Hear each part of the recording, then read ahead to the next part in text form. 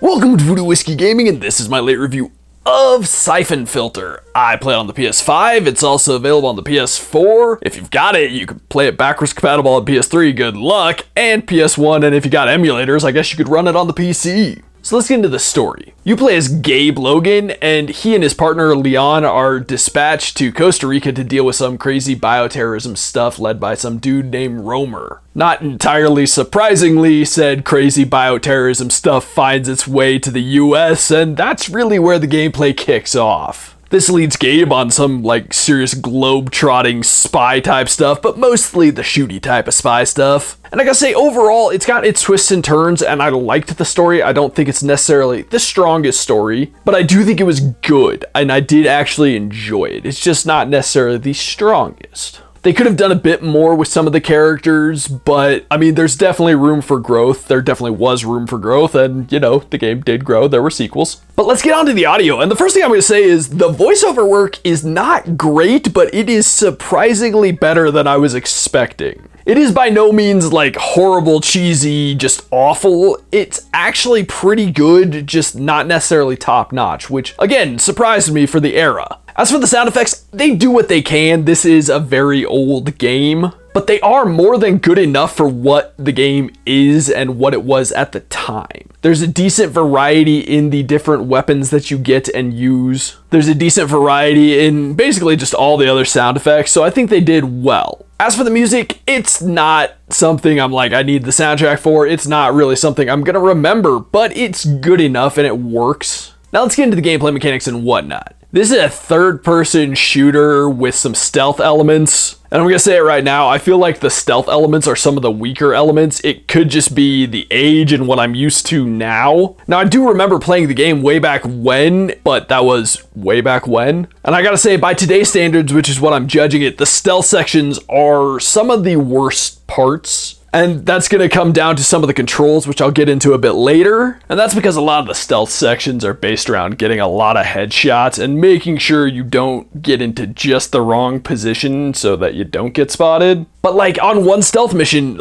I don't know what I did. I don't know how it happened, but I completed one of the objectives. And next thing I know, alarms are just blaring. I had to restart the whole level just because I was fucked. To put it generously, I was. So that was kind of a pain in the ass. I do like the checkpoint system. It actually does make it easy to kind of save scum your way through some situations. And that does come in handy in the stealth sections. The rest of the time, you are running and gunning and trying to complete objectives, whether that's non-lethally take down somebody so that you can get info from them, or protect somebody while they're disarming a bomb, things like that. There were a couple of hostage situations, they had some variety in the objectives on each mission even.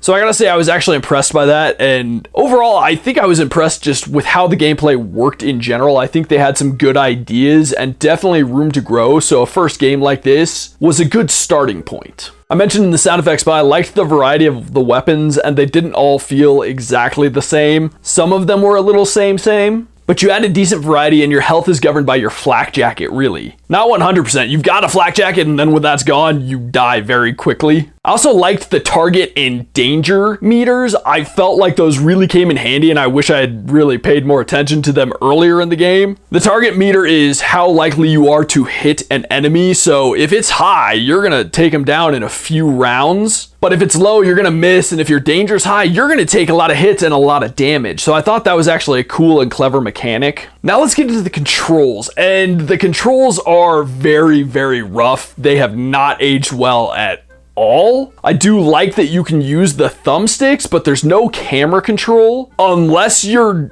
free aiming, which then you can use the right stick, just not for camera the rest of the time. But then using it for that situation doesn't make a lot of sense because the primary shooting button is square. I found that switching between the analog stick and the D-pad was very beneficial when you're doing the free aim because you enter free aim at headshot height, so it's good to pan back and forth with the D-pad, but if you do need to adjust it, the analog stick tended to work better for that. As for the movement, it is sloppy as hell. It is very rough. There is a lock-on system, which combined with the movement is rough. Apart from that, though, the controls are responsive. It's just aged very poorly. Now let's get into the graphics and visuals. It aged poorly is also a great phrase for the graphics and visuals. Everybody's face is just flat as hell, or weirdly like cylindrical and flat. It's a bunch of rounded off squares for heads. It's obvious that they did what they could at the time, and while the animation is not very realistic, it's actually surprisingly smooth and well done for when Gabe is running, rolling, climbing. Although he does kind of float up when he jumps, it's a little weird looking, but I do think they put some serious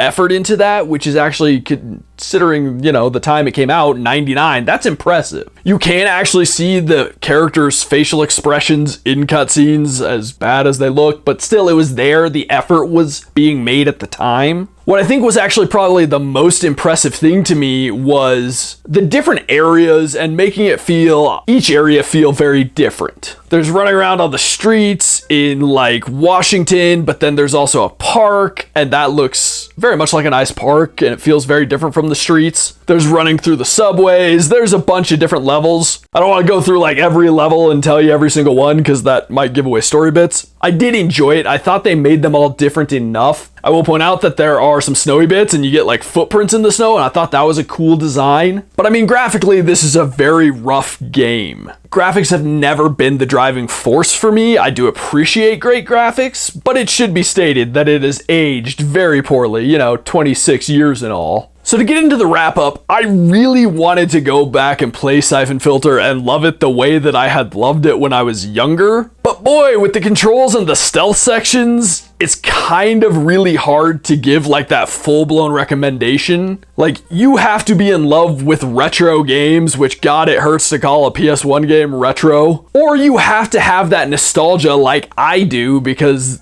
you know, this was a game that I loved once upon a time. Otherwise, there are older games that have aged better, and so it is kind of this hard to recommend place. Okay, so in the comments down below, why don't you tell me, when it's the summer drought, do you actually clear out your backlog, or do you just replay something you've played 52 times? And as always, thanks for watching. If you enjoyed the video, please hit that like button, and if you like what I'm doing in general, share and subscribe.